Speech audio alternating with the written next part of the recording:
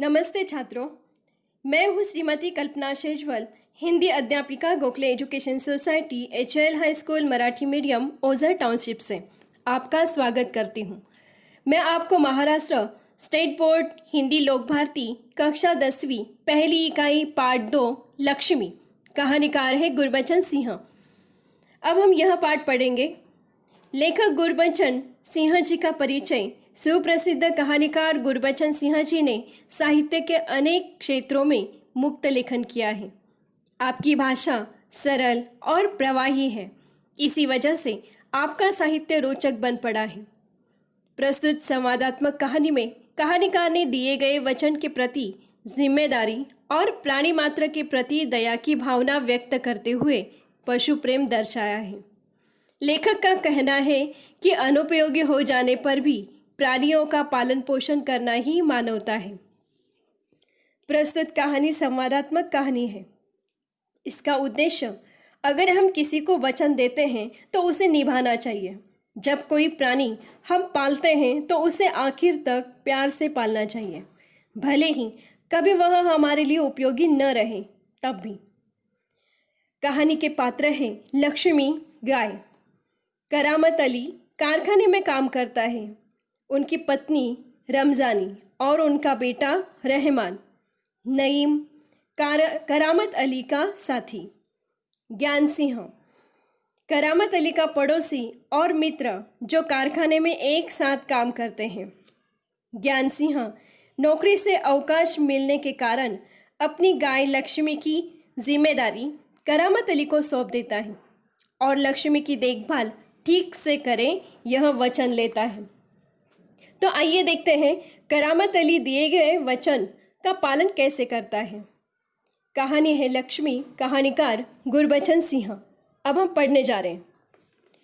उस दिन लड़के ने तैश में आकर लक्ष्मी की पीठ पर 4 डंडे बरसा दिए थे। लड़का मतलब रहमान, तैश मतलब आवेश में आना, जोश या फिर गुस्से में आकर। वह बड़ी भयभीत और घबराई थी। जो भी उसके पास जाता सिर हिला उसे मारने की कोशिश करती या फिर उछलती कूदती, गले की रस्सी तोड़कर खूंटे से आज़ाद होने का प्रयास करती। करामत अली इधर 2-4 दिनों से अस्वस्थ था, मतलब बीमार। लेकिन जब उसने यह सुना कि रहमान ने गाय की पीठ पर डंडे बरसाए हैं तो उससे रहा नहीं गया। वह किसी प्रकार चारपाई से उठकर धीरे धीरे चलकर बथान में आया। बथान मतलब पशु पक्षी रखने का स्थान।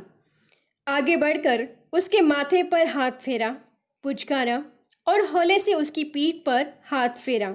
लक्ष्मी के शरीर में एक सिहरन सी दौड़ गई। सिहरन मतलब कपकपी। ओहो, कमबख्त ने कितनी बेदर्दी से पीटा है।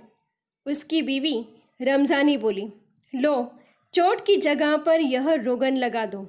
रोगन मतलब दवा मिलाया हुआ तेल। बेचारी को आराम मिलेगा।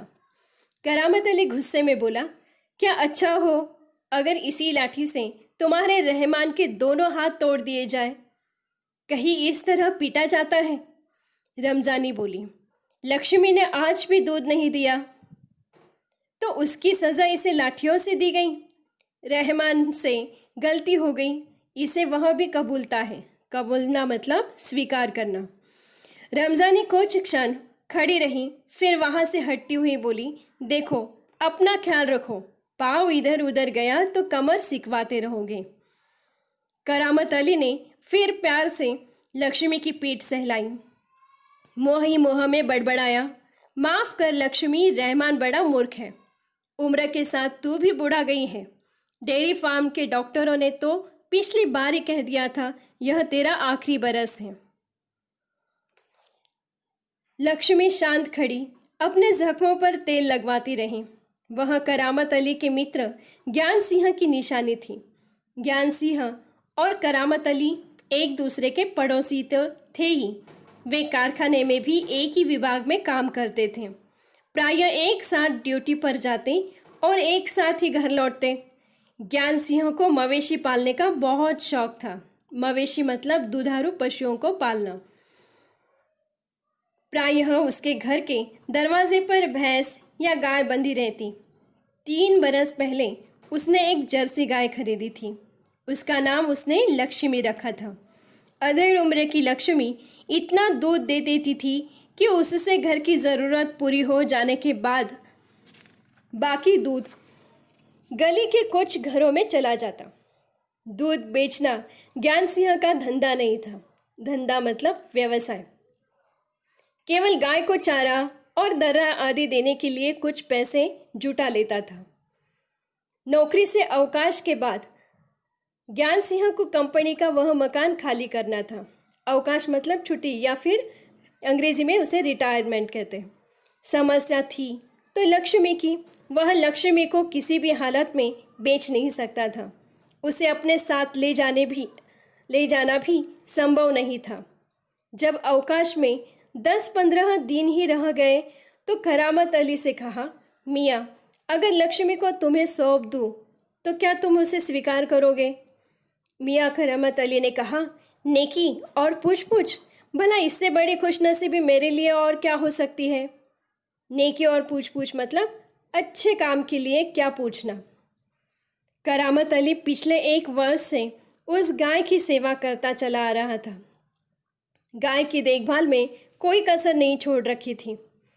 करामत अली को लक्ष्मी की पीठ पर रोगन लगाने के बाद भी इत्मीनान नहीं हुआ। इत्मीनान मतलब सुकून। वह उसके सिर पर हाथ फेरता रहा। लक्ष्मी स्थिर खड़ी उसकी और जिज्ञासापूर्वक दृष्टि से देखती रही। करामत अली को लगा जैसे लक्ष्मी कहना चाहती हो, यदि मैं तुम्हारे काम की नहीं हूँ तो मुझे आज़ाद कर दो।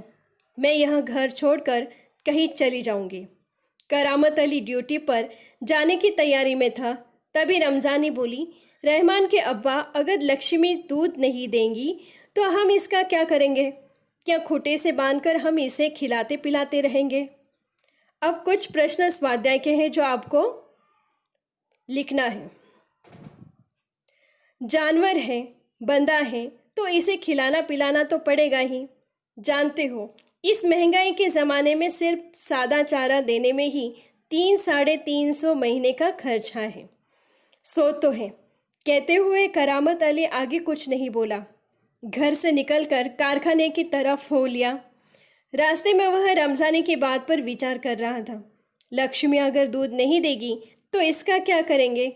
यह ख्याल तो उसके मन में आया ही नहीं था कि एक समय ऐसा भी आ सकता है कि गाय को घर के सामने खूंटे से बांधकर मुफ्त में खिलाना भी पड़ सकता है। उसके साथी नईम ने उसे कुछ परेशान देखा तो पूछा, करामत मियाँ, क्या बात है? बड़े परेशान नजर आते हैं। खैरियत तो है। खैरियत मतलब कुशल तो हो? ऐसी कोई विशेष बात नहीं है। कुछ तो होगा। क्या बताऊं? गाय ने दूध देना बंद कर दिया है। बूढ़ी हो गई है। बैठा कर खिलाना पड़ेगा। और इस ज़माने में गाय भैंस पालने का खर्चा। इसमें परेशान होने की क्या ज़रूरत है? गाय बेच दो।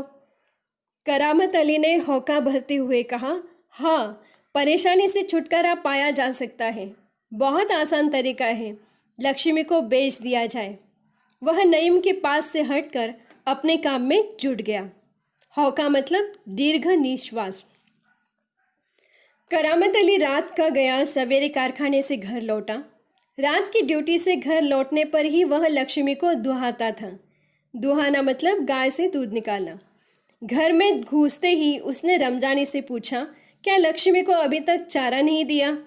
रमजानी बोली, रहमान से कहा तो था। तुम दोनों की मर्जी होती तो गाय को अब तक चारा मिल चुका होता। अगर वह दूध नहीं दे रही है तो क्या उसे भूखा रखोगे? कहते हुए करामत कटा हुआ पुआल, खली और दर्रा आदि ले जाकर लक्ष्मी के लिए सानी तैयार करने लगा।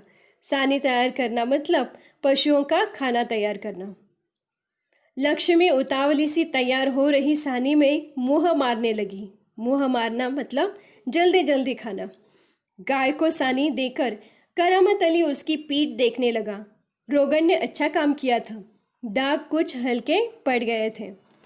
10-15 दिनों से यूं ही चल रहा था। एक दिन जब करामत अली ने पुआल लाने के लिए रमजानी से पैसे मांगे तो वह बोली, मैं कहाँ से पैसे दूँ? पहले तो दूध की बिक्री के पैसे मेरे पास जमा रहते थे, उनमें से दे देती थी। अब कहाँ से दूँ?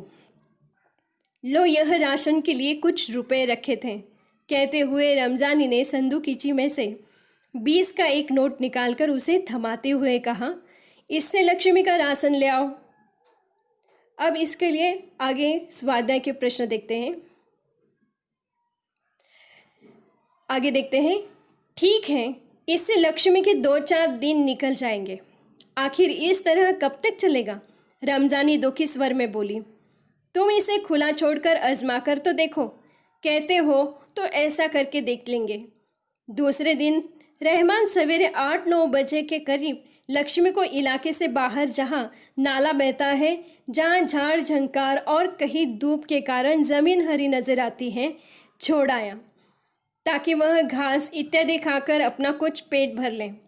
लेकिन माँ बेटे को यह देखकर आश्चर्य हुआ कि लक्ष्मी 1-1.5 घंटे बाद ही घर के सामने खड़ी थी। उसके गले में रस्सी थी।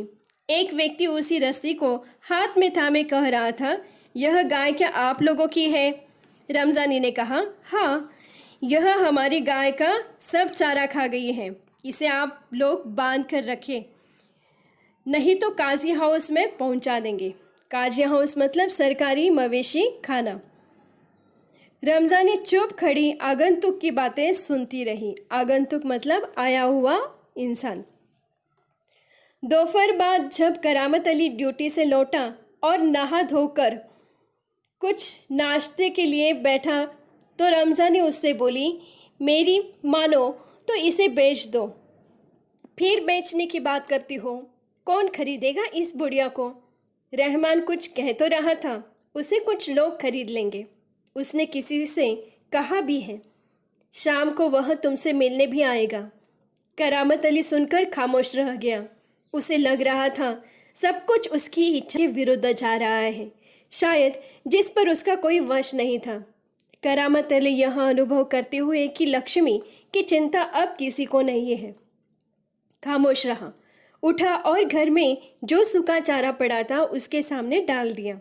लक्ष्मी ने चारों को सूंघा और फिर उसकी तरफ निराशापूर्ण आंखों से देखने लगी, जैसे कहना चाहती हो, मालिक यह क्या, आज क्या मेरे फाकने को यह सूखा चारा ये है?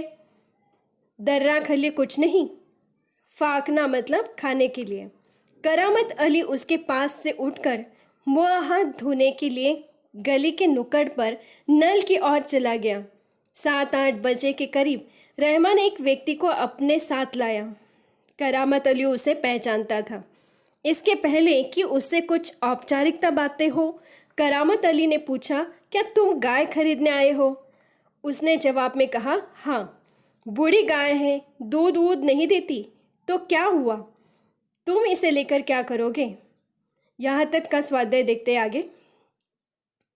आगे का पढ़ते हैं। मैं कहीं और बेच दूंगा, यह तुम्हारा पुराना धंधा है, मैं जानता हूँ। मुझे तुम्हें गाय नहीं बेचनी। करामत मियाँ ने उसे कोरा जवाब दे दिया। कोरा जवाब मतलब साफ मना करना। रमजानी करामत के चेहरे के भाव भांपती हुई बोली, क्या यह भी कोई तरीका है? आने वाले को खड़े खड़े दुत्कार कर भगा दो। दुत्कारना मतलब इनकार कर या फिर तिरस्कार करना। तुम जानती हो वह कौन है? करामत अली के कटु स्वर में कहा। वह लक्ष्मी को ले जाकर वहां बेच आएगा जहां यह टुकड़े टुकड़े होकर बिक जाएगी। मेरे दोस्त ज्ञान सिंह को इसका पता चल गया तो वह मेरे बारे में क्या सोचेगा? उसे दिन करामत अली बिना कुछ खाए पिए रात को बिना बिस्तर की चारपाई पर पड़ा रहा। नींद उसकी आंखों से कोसों दूर थी। रात काफ़ी निकल चुकी थी। सवेरे देर तक वह लेटा ही रह गया। कुछ देर बाद करामत अली ने चारपाई छोड़ी, मुँह हाथ धो घर से बाहर निकल पड़ा। लक्ष्मी के गले से बंधी हुई रस्सी खूंटे से खोली और उसे गली से बाहर ले जाने लगा। रमजानी जो दरवाजे पर खड़ी यह सब देख रही थी, बोली, इसे कहाँ ले चले? करामत अली ने कहा, जहाँ इसकी किस्मत में लिखा है। वह लक्ष्मी को सड़क पर ले आया। लक्ष्मी बिना किसी रुकावट या हुज्जत के उसके पीछे पीछे चली आ रही थी। हुज्जत मतलब विरोध। वह उसकी रस्सी पकड़े सड़क पर आगे की ओर चलता चला गया। चलते चलते कुछ क्षण रुककर वह बोला, लक्ष्मी चल, अरे गौशाला यहाँ से 2 किलोमीटर दूर है, तुझे गौशाला में भर्ती करा दूंगा। वहाँ इत्मीनान से रहना, वहाँ तू हमारे घर की तुलना में मज़े से रहेगी। भले ही मैं वहाँ न रहूँ, पर जो लोग भी होंगे मेरे ख्याल में तुम्हारे लिए अच्छे ही होंगे।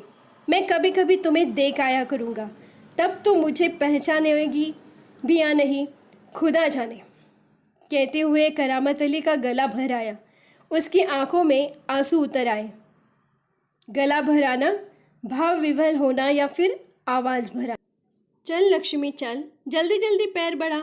और वह खुद किसी थके मांदे बूढ़े बैल की तरह भारी कदमों से आगे बढ़ने लगा। अब आगे का स्वाध्याय आप ठीक तरह से समझकर लिख लीजिए। धन्यवाद।